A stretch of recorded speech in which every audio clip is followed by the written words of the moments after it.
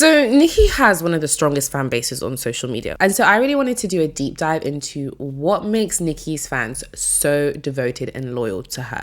Like, what is it about Nicki Minaj? So this video is going to be discussing the 3 ways Nicki Minaj has cultivated such a devoted and loyal fan base. Hi, my name is Bolaji and you're at Bolaji Inc. And I'm a creative marketing consultant. I spend my day thinking about marketing campaigns for healthcare, tech companies, hospitality companies, musicians. Like, I've worked with everybody. And so like I enjoy breaking down the people in pop culture who use marketing techniques so covertly that you don't even know it's marketing most of the time. Okay, let's get into the video. Thank you. She was notorious on MySpace. You know, she had a lot of fans on MySpace. And those fans were able to nicely transition into Twitter. And so she was able to build a huge following on Twitter as well. She very early on made use of the social media tools that were available to her. It was in an era where celebrities were not interacting with their fans. They were not trying to be relatable at all. It was all about like the most luxury you could be.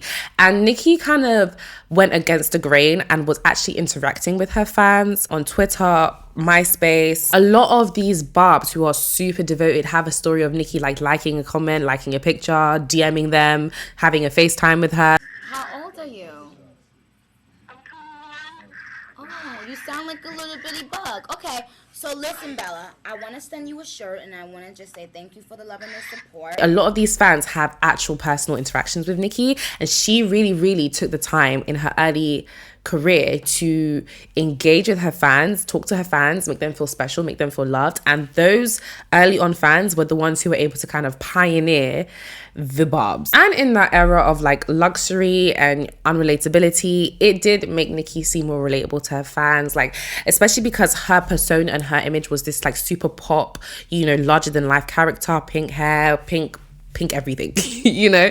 And so I think her being able to talk to her fans and her actually engaging with her fans made her seem like more down to earth, in contrast with her image. And now we're seeing like this era where it's like it's a trend to actually be a Barb. Like I'm seeing like 30-year-old women, 40-year-old women, like I'm a Barb. I'm just like okay, but like no, literally it's a trend now. Even I checked on TikTok and she has 30 billion views on TikTok.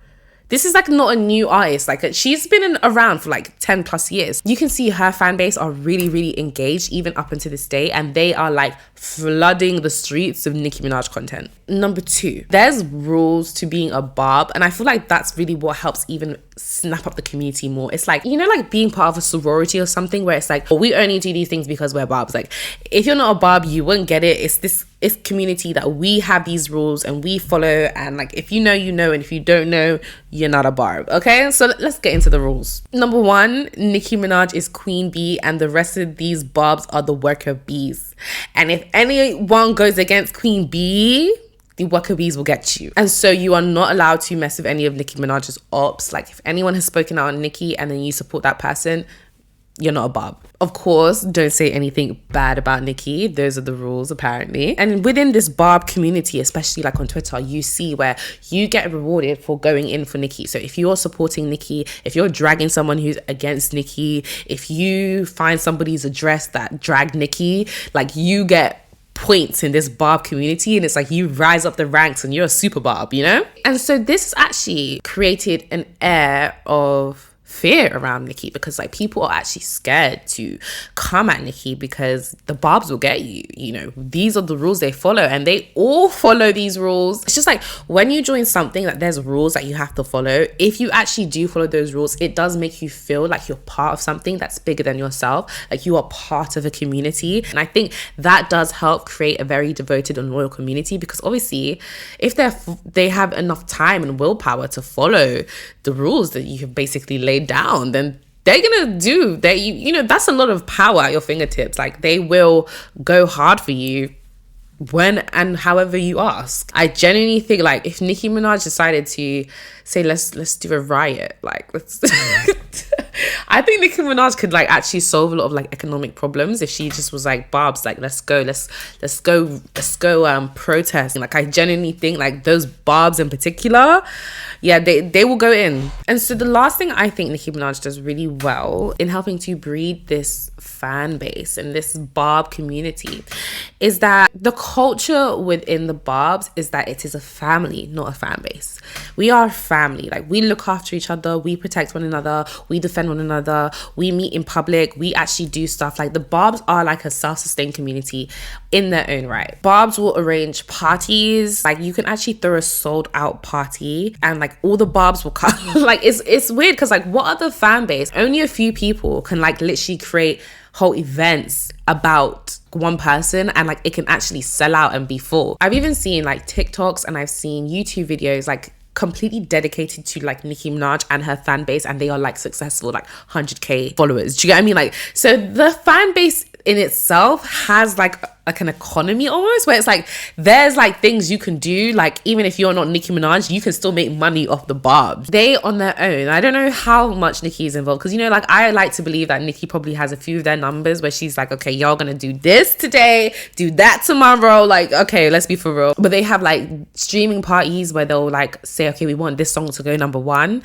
and like they'll all stream it and then the song will go #1. They have their own things that they do to keep themselves entertained when Nicki's not even like saying anything, tweeting anything. Like they are still happy to be a Barb because there's that community that they built for themselves. The Barbz create group chats, they have clubhouse calls, and I feel like Nicki Minaj in general, her fan base kind of attracts people who are kind of like maybe in essence kind of feel misunderstood in a way. They are able to like connect on these shared values that they have between each other, but also their love for Nicki, and they are able to express their love by promoting Nicki and supporting Nicki. So it's incredibly beneficial for Nicki because these fans, like their way of moving and supporting and living and like enjoying life is by supporting Nicki. Like that is such a strong and devoted fan base. So what can we learn from this? The number one thing I kind of wanted to talk about is like take advantage of social tools while they are still early, because when they're early they're gonna have the most boost. For example, Nicki Minaj knew like, let me go on Twitter, let me like a bunch of people, let me tweet at a bunch of people,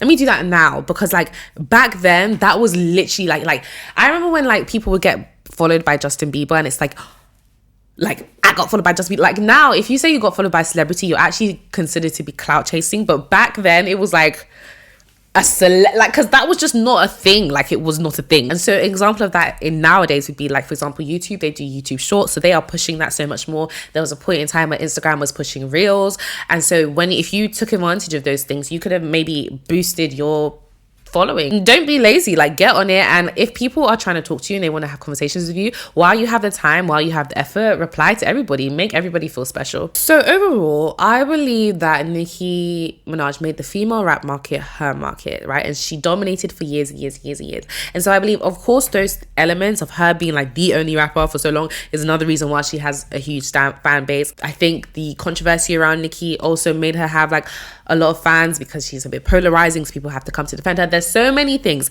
but I do think those things that I mentioned prior are the reasons why she's been able to build this devoted and loyal fan base. Like people will go to the ends of earth for Nicki Minaj, and like that should not be understated. So if you like this video, then definitely watch my video about Kim Kardashian and her hero to villain arc. It's a bit of a different video to this one, but it's still very interesting and you'll really enjoy it. And if you want to have a consultation with me to discuss your business and how we can take it to the next level, click that link down below, girl. I love you guys. Thank you so much for subscribing. Bye.